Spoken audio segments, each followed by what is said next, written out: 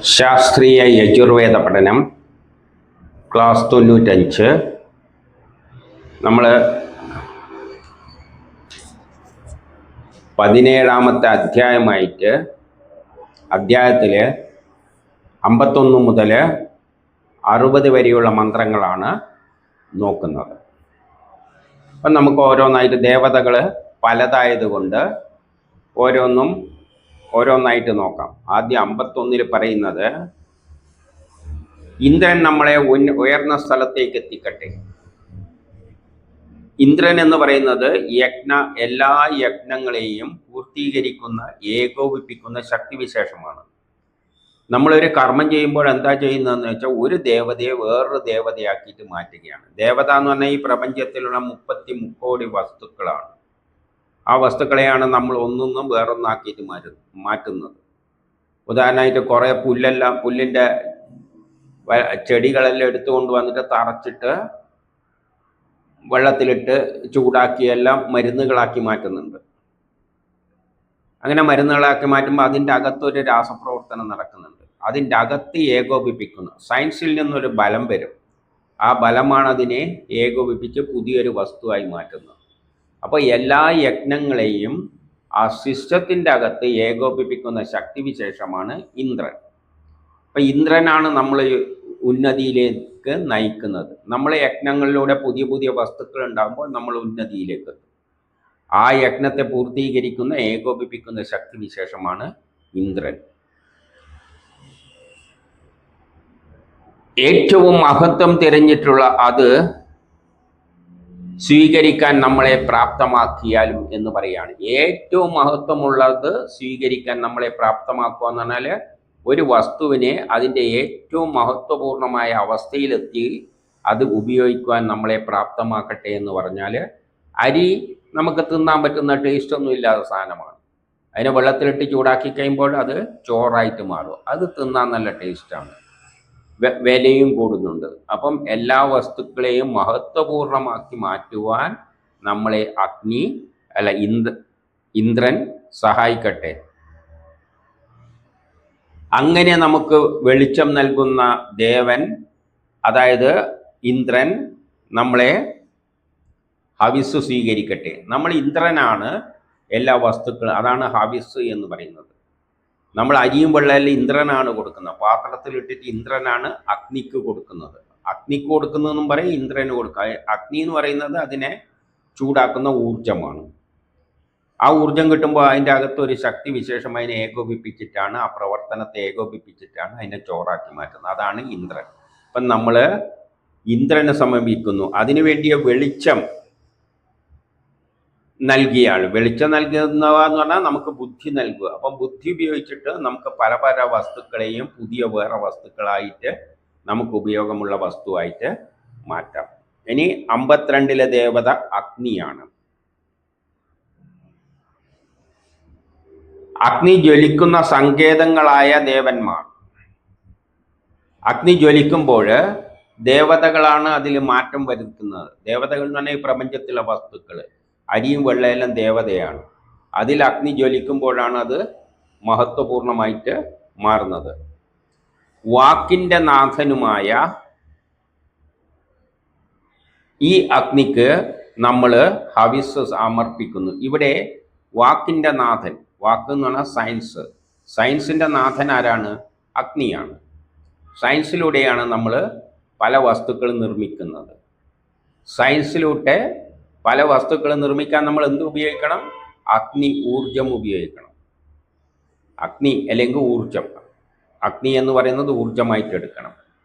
സയൻസിൻ്റെ സഹായത്താൽ, സയൻസിൻ്റെ സഹായത്താൽ ഊർജം ഉപയോഗിച്ചുകൊണ്ടാണ് നമ്മൾ വസ്തുക്കളെ പുതിയ നിലയിലേക്ക് നല്ല നമുക്ക് ഉപയോഗപ്രദമായ വസ്തുക്കളാക്കിയിട്ട് മാറ്റുന്നത്. അതിനായിട്ടാണ് നമ്മൾ ഹവിസ് അർപ്പിക്കുന്നത്. ആർക്ക്? അഗ്നിക്ക്. അഗ്നിക്ക് ഹവിസ് അർപ്പിക്കുമ്പോൾ, അരിയും വെള്ളമെല്ലാം കൊടുക്കുമ്പോൾ അത് നമുക്ക് എന്ത് ചെയ്യും? നമുക്ക് വേണ്ട വസ്തുക്കളാക്കി മാറ്റിത്തരും. അപ്പം വാക്കിൻ്റെ, സയൻസിൻ്റെ നാഥൻ, വാക്കെന്ന് പറഞ്ഞാൽ സയൻസ്, വേദവാക്യങ്ങൾ, അതിൻ്റെ നാഥനാണ് അഗ്നി. ഇനി 53. അഗ്നി സുമനസ്സുകളിൽ പ്രകാശിക്കട്ടെ. നല്ല മനസ്സുള്ളവരിലാണ് അഗ്നി പ്രകാശിക്കുന്നത്. അഗ്നി എന്ന് പറഞ്ഞാൽ ഊർജം. നമ്മുടെ എല്ലാം മനസ്സിലൂടെയാണ് പുതിയ പുതിയ ആശയങ്ങൾ ഉണ്ടാകുന്നതും അതിനനുസരിച്ച് നമ്മൾ ഈ അഗ്നി ഉപയോഗിച്ച് ഊർജം ഉപയോഗിച്ച് കർമ്മങ്ങൾ ചെയ്യുന്നത്. ബുദ്ധിരൂപമായ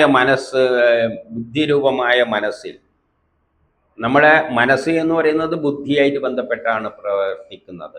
അവിടെ വിശ്വദേവതകൾ ജ്വലിക്കട്ടെ. പുതിയ പുതിയ ആശയങ്ങൾ, ദേവതകൾ നമ്മളിൽ പുതിയ പുതിയ ആശയങ്ങൾ ഉത്ഭവിപ്പിക്കട്ടെ. അതായത് കളിമണ്ണ് ഉപയോഗിച്ചിട്ട് നമുക്ക് നല്ല പാത്രങ്ങൾ ഉണ്ടാക്കാം, പ്രതിമകൾ ഉണ്ടാക്കാം. ഇങ്ങനെ പുതിയ പുതിയ ആശയങ്ങൾ ദേവതകളിലൂടെ ഉണ്ടാകട്ടെ. ദേവതകൾ കളിമണ്ണും എല്ലാം ദേവതകൾ തന്നെയാണ്. ശാസ്ത്രം ദേവതയാണ്, സയൻസ് ദേവതയാണ്, അഗ്നി ദേവതയാണ്. ഇതിലൂടെയെല്ലാം ഉപയോഗിച്ചുകൊണ്ടാണ് ബുദ്ധി ഉപയോഗിച്ച് നമ്മൾ പുതിയ പുതിയ വസ്തുക്കൾ സൃഷ്ടിക്കുന്നത്. തിളങ്ങി നിൽക്കുന്ന ഈശ്വരൻ, അതിൻ്റെ പ്രതീകമാണ് ഈ സൃഷ്ടി. ഈശ്വരനാണ് ഈ സൃഷ്ടി പ്രപഞ്ചമായി വന്നിരിക്കുന്നത്. അത് കല്യാണകാരിയായ മഹത്വം ഞങ്ങൾക്ക് ദൃശ്യമാക്കിയിരിക്കുന്നു. ആ പ്രപഞ്ചം ഏതിൽ നിന്നുണ്ടായോ അതിന് രൂപവും ഭാവവും ഒന്നും ഉണ്ടായിരുന്നില്ല, ഒരു ഗുണവുമില്ലാത്ത സാധനമാണ്. അതാണ് ആ ശക്തിവിശേഷമാണ് ഈശ്വരൻ നമുക്ക് മഹത്വം നിറഞ്ഞ വസ്തുക്കളായിട്ട്, പ്രകാശ പ്രചൊരിയുന്ന വസ്തുക്കളായിട്ട്, ദിവ്യമായ വസ്തുക്കളായിട്ട് ഈ പ്രപഞ്ചത്തെ സൃഷ്ടിച്ച് നമ്മളെ മുമ്പിൽ ദൃശ്യമാക്കിയിരിക്കുന്നത്, നമുക്ക് കാണാൻ പറ്റുന്ന തരത്തിലാക്കിയിരിക്കുന്നത്. ഒരു രൂപവും ഭാവവും ഇല്ലാത്ത ആ ബ്രഹ്മം ഈശ്വരൻ നമുക്ക് കാണാൻ വേണ്ടി നമ്മുടെ മുമ്പിൽ ഒരു സുന്ദരമായ ലോകം ഉണ്ടാക്കി ഇട്ടിരിക്കുകയാണ്. ഇനി 54. അന്ധകാരത്തെ മാറ്റി നമ്മളിൽ ഐശ്വര്യമുണ്ടാക്കാൻ പറയുകയാണ്. നമ്മുടെ എല്ലാ യജ്ഞങ്ങളും ഐശ്വര്യത്തിന് ആധാരമായതാണ്. ഐശ്വര്യം നേടാൻ വേണ്ടിയാണ് നമ്മൾ യജ്ഞങ്ങൾ നടത്തുന്നത്. ഐശ്വര്യം നേടാൻ വേണ്ടി. അതിലൂടെ നമ്മൾ എന്താണ്, അന്ധകാരത്തെ മാറ്റിയിട്ട്, നമ്മളെ മനസ്സിലെ അന്ധകാരം മാറ്റുമ്പോൾ ജ്ഞാനം ഉദിക്കും. ജ്ഞാനം ഉദിക്കുമ്പോഴാണ് നമുക്ക് പുതിയ പുതിയ ആശയങ്ങളെല്ലാം മനസ്സിൽ തെളിഞ്ഞു വരിക. അപ്പോൾ നമ്മൾ യജ്ഞങ്ങൾ ചെയ്യും. അപ്പോൾ നമുക്ക് ഐശ്വര്യം ലഭിക്കും. യജ്ഞം ഐശ്വര്യത്തിലാണ് പ്രകാശിക്കുന്നതെന്ന് പറയാണ്. യജ്ഞം നടത്തുമ്പോഴാണ് യജ്ഞം നടത്തുന്ന കർമ്മം ചെയ്യുക. അല്ലാതെ യജ്ഞം എന്ന് പറയുമ്പോൾ എന്തെങ്കിലും ഒരു കല്ല് കൂട്ടിയിട്ട് അതിൻ്റെ അകത്ത് എന്തെങ്കിലും ഇട്ട് കത്തിക്കുന്നതൊന്നുമല്ല യജ്ഞം. അപ്പോൾ കർമ്മം ചെയ്യുന്നത് ഐശ്വര്യത്തിലാണ് പ്രകാശിക്കുന്നത്.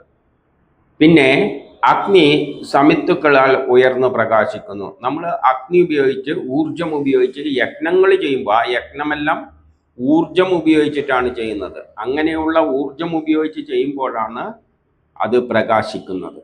ഇനി 55 അഗ്നിയോട് പറയുകയാണ്, ഞങ്ങൾ വലിയ ഗാനങ്ങൾ ആലപിച്ച് നിന്നെ പ്രശംസിക്കുന്നു.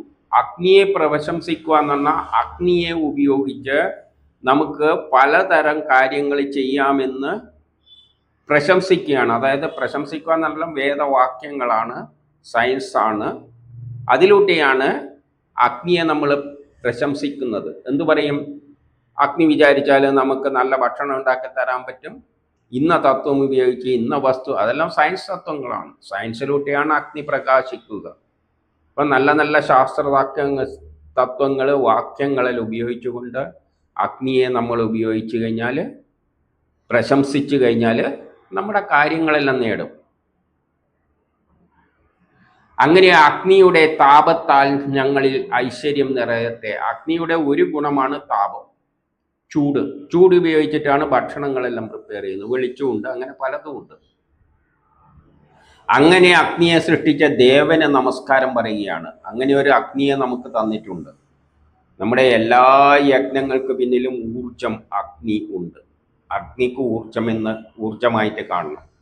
അങ്ങനെയുള്ള ഒരു അഗ്നിയെ നമുക്ക് തന്ന ദേവന്, ഈശ്വരന് നമസ്കാരം. ഇനി 56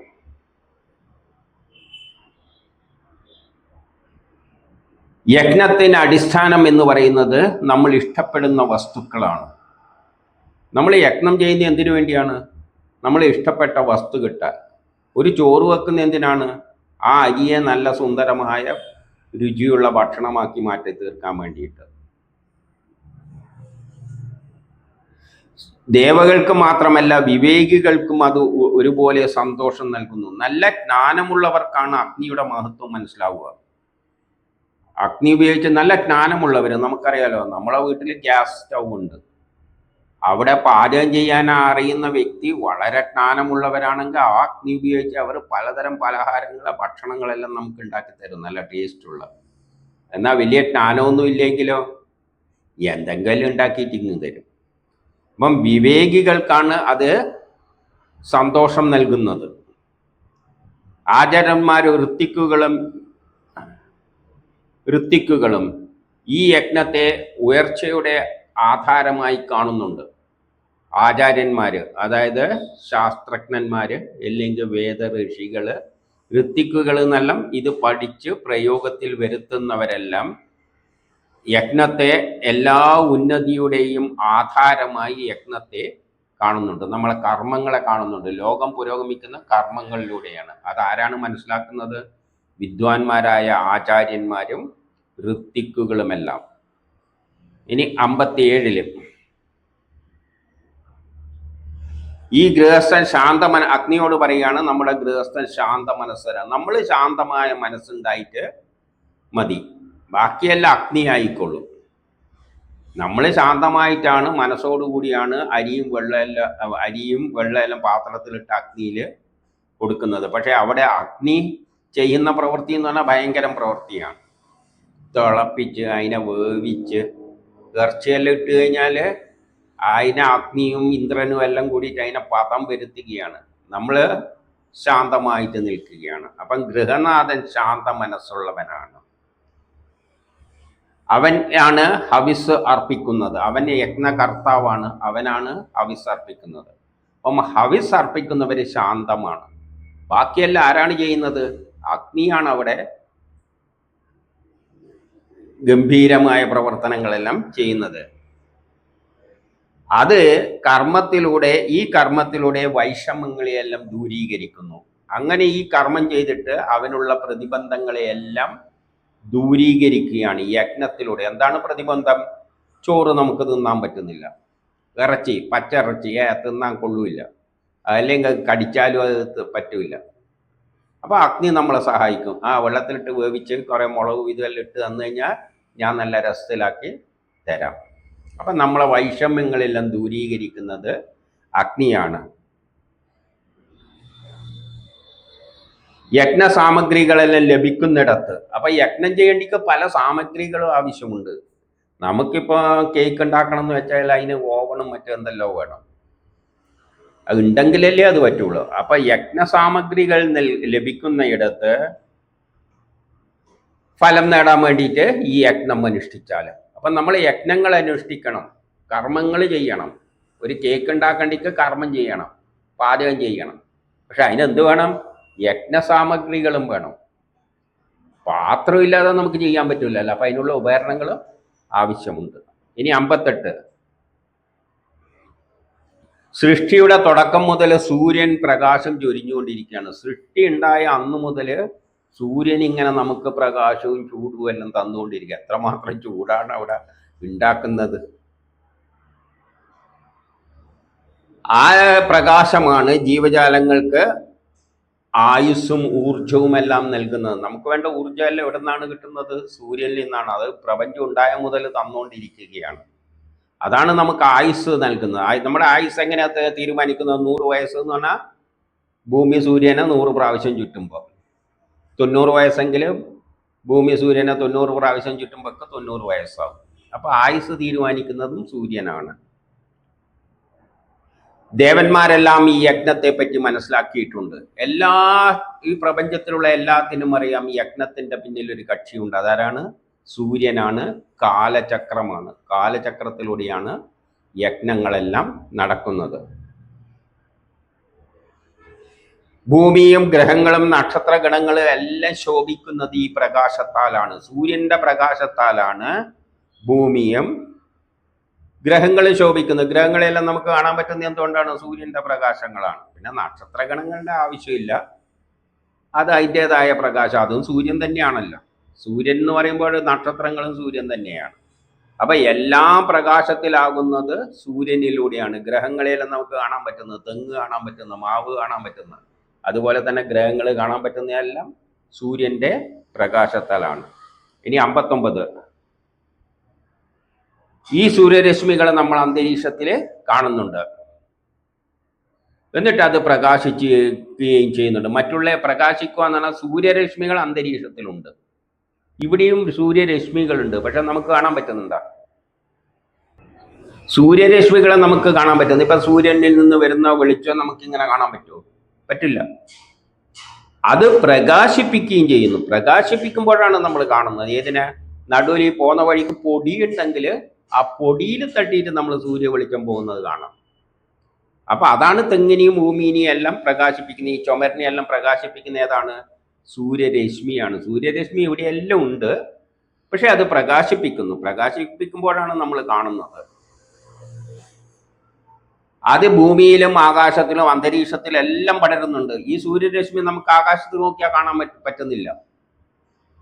സൂര്യന്റെ രശ്മിനെ കാണാൻ പറ്റുന്നുണ്ടോ? നോക്കിയാൽ പുറത്ത് നോക്കിയാൽ കാണാൻ പറ്റുന്നില്ല. കാണുന്നത് പ്രകാശിപ്പിക്കുന്ന, അതിൽ ഏതിലെങ്കിലും തട്ടുമ്പോഴാണ് അത് പ്രകാശിച്ച് നമുക്ക് കാണാൻ പറ്റുന്നത്. ആ സൂര്യന്റെ ശക്തിയാലാണ് നമുക്ക് ജലം കിട്ടുന്നത്. ജലം കിട്ടുന്ന, മഴ പെയ്യുന്ന എന്തുകൊണ്ടാണ്? സൂര്യൻ തന്നെയാണ്. സൂര്യൻ ഒരു പ്രത്യേക സ്ഥലത്ത് വരുമ്പോൾ, രാശിചക്രത്തിൽ ഒരു പ്രത്യേക ഇടവമാസം, കർക്കിടക മാസം, ഇങ്ങനെയെല്ലാം വരുമ്പോഴാണ് നമുക്ക് മഴ കിട്ടുന്നത്. ഇനി 60 സൂര്യനോട് പറയാണ്, അദ്ദേഹം ജഗദീശ ഈശ്വരൻ അങ്ങേ അദ്ദേഹം ഈ പ്രപഞ്ചത്തിന്റെ മധ്യത്തില് പ്രതിഷ്ഠിച്ചിരിക്കുകയാണ്. ഈ സൂര്യനെ അവിടെ പ്രതിഷ്ഠിച്ചത് ആരാണ്? സൃഷ്ടികർത്താവാണ്. പ്രപഞ്ചത്തെ സൃഷ്ടിച്ചതിന് പിന്നിലുള്ള ഏതൊരു ശക്തിവിശേഷമാണോ ഉള്ളത്, ആ ശക്തിവിശേഷമാണ് സൂര്യനെ ഇങ്ങനെ മധ്യത്തിൽ പ്രതിഷ്ഠിച്ചിരിക്കുന്നത്. ആകർഷിക്കപ്പെട്ട ജലം, അപ്പം ഭൂമിയിലുള്ള ജലം ആകർഷിക്കപ്പെട്ടിട്ട് മുകളിൽ പോയിട്ട് വീണ്ടും താഴേക്ക് വീഴുന്നു. സൂര്യന്റെ ആകർഷണം കൊണ്ട് ഭൂമിയിലുള്ള ജലം മുകളിലേക്ക് ഉയർന്നിട്ട് വേറൊരു സമയം വരുമ്പം തിരിച്ച് ഭൂമിയിലേക്ക് മഴയായിട്ട് വീഴുന്നു. വിവിധ നിറത്തിലുള്ള രശ്മികൾ വിവിധ കർമ്മങ്ങളാണ് അനുഷ്ഠിക്കുന്നത്. സൂര്യനിൽ നിന്നും വരുന്ന വിവിധ തര രശ്മികൾ പല കർമ്മങ്ങളാണ് ചെയ്യുന്നതെന്നാണ് അർത്ഥം. എന്താണ് സൂര്യനിൽ നിന്ന് വരുന്ന വിവിധ തരം രശ്മികൾ എന്ന് പറയുമ്പോൾ? വെളിച്ചം വരുന്നുണ്ട്, ചൂട് വരുന്നുണ്ട്, ആകർഷണ ബലം വരുന്നുണ്ട്. ആകർഷണ ബലം തന്നെ, വെളിച്ചം തന്നെ പല നിറത്തിൽ വരുന്നുണ്ട്. ആകർഷണ ബലം പലതിലും പലതരത്തിലാണ് കർമ്മങ്ങൾ ചെയ്യുന്നത്. ഇതെല്ലാം പല കർമ്മങ്ങളാണ് ചെയ്യുന്നത്. ഉദാഹരണമായിട്ട് നമ്മളെ ശരീരത്തിൽ വെയിൽ കൊള്ളണ്ടേ, ഏതോ വൈറ്റമിൻ കിട്ടാൻ വെയിൽ കൊള്ളണം എന്ന് പറയുന്നതാക്കാം. ചെടികൾ ഭക്ഷണം പ്രിപ്പയർ ചെയ്യുന്നത് ഈ സൂര്യ വെളിച്ചത്തിലാണ്. നമുക്കാണെങ്കിൽ കാഴ്ച കാണാനും എല്ലാം സൂര്യനാണ് സഹായിക്കുന്നത്. അതുമാതിരി ആകർഷണ ബലം നമ്മളുടെ നാഡികളിലൂടെ എല്ലാം പ്രവർത്തിക്കുന്നുണ്ട്. നമ്മളെ കർമ്മങ്ങൾക്ക് പ്രേരിപ്പിക്കുന്ന എല്ലാം നാഡികളിലൂടെ പ്രവഹിക്കുന്ന ഈ സൂര്യന്റെ ബലങ്ങളെല്ലാം. അതിനെപ്പറ്റി പിന്നീട് നമുക്ക് കാണാം. ഈ പ്രകാശധർമ്മം എല്ലായിടവും വ്യാപിച്ചിരിക്കുന്നു. അതായത് അങ്ങനെ പല തരത്തിലാണ് സൂര്യനിൽ നിന്ന് വരുന്ന രശ്മികൾ, ആകർഷണ ബലം, പ്രകാശം, ഊർജം, ഇതെല്ലാം പല രൂപത്തിലാണ് ഭൂമിയിൽ പ്രവർത്തിക്കുന്നത്.